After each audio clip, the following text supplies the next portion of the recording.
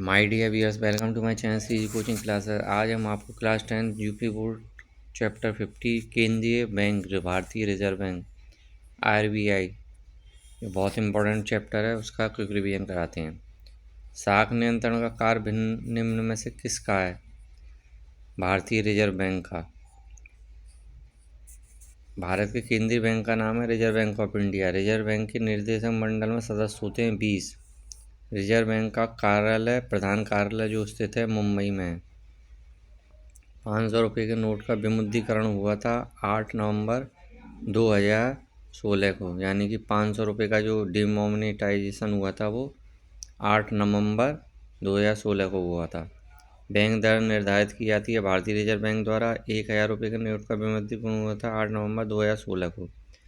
भारतीय reserve bank की स्थापना हुई थी 1935 में।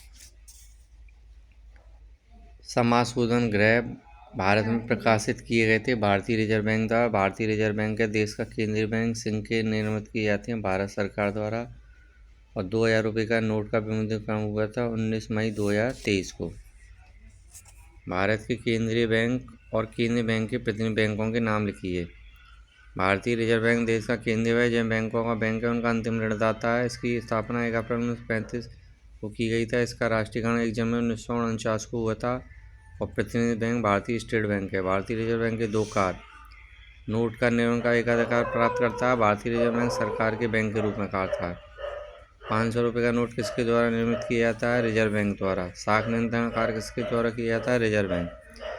केंद्रीय बैंक की परिभाषा। साधारण शब्दों में केंद्रीय बैंक वह बैंक है जो जनसाधारण करने के देश की साख तथा मौद्रिक नीति का प्रबंध व संचालन करता है। अब आपको पता है कि जो साधारण कार्य होते हैं, जो बैंकों के लोन लेना, लोन देना ग्राहकों को, तो वो कार्य नहीं करती है।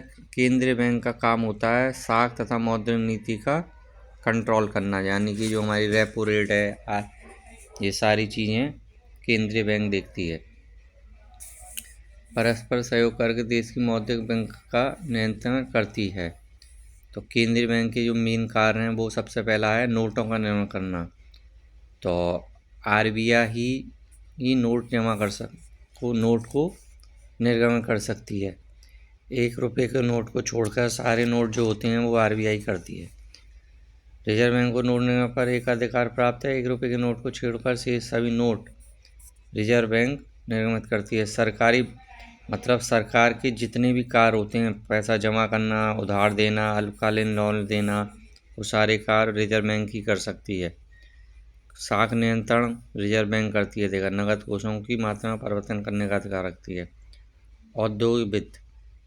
रिजर्व बैंक देश के औद्योगिक विकास के लिए औद्योगिक वित्त की पूर्ति करती है। राष्ट्रीय औद्योगिक शाखा कोष द्वारा औद्योगिक वित्त निगम और औद्योगिक विकास और सारे बैंकों की बैंक है, क्योंकि सारी बैंक अपनी जमाओं का 30% रिजर्व बैंक के पास जमा करना पड़ता है। यह राशि 15% बढ़ाई जा सकती है।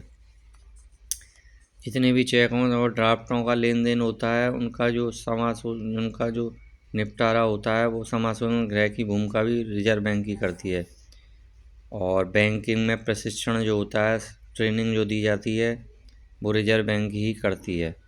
यानी कि मुंबई में बैंकर्स है, पुणे में कृषि बैंक है, चेन्नई में स्टाफ ट्रेनिंग है। और समंकों का प्रकाशन भी रिजर्व बैंक ही करती है।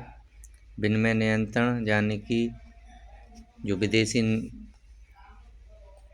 मुद्रा होती है उसका नियंत्रण भी रिजर्व बैंक ही करती है। तो इस तरीके से आप रिजर्व बैंक के कार्य याद कर लीजिए, बहुत इंपॉर्टेंट क्वेश्चन है और एग्ज़ाम में आना है। तो साधारण बैंकिंग क्या काम करती है? जमा बैंकिंग केवल केंद्रीय और प्रांतीय सरकार और अन्य बैंकों की जमा स्वीकार करती है, ग्राहकों की नहीं करती है। अल्पकालीन लोन देती है। सोने चांदी का क्रय करती है। कृषि बिलों का क्रय विक्रय करती है। विनिमय बिलों का क्रय विक्रय करती है। तो केवल इन कार्यों को ही करती है केंद्रीय बैंक। तो रिजर्व बैंक के वर्जित कार्य क्या है? Reserve bank of India reserve bank निम्न कार्य करने वे जनता से बाजार, मैंने आपको पहले ही बताया था कि ग्राहकों से लेन देन नहीं करती है, ये सारी चीज़ें वो नहीं करती हैं। तो ये सारा क्वेश्चन आप ज़रूर कर लें, बहुत इंपॉर्टेंट क्वेश्चन है ये। Thank you very much.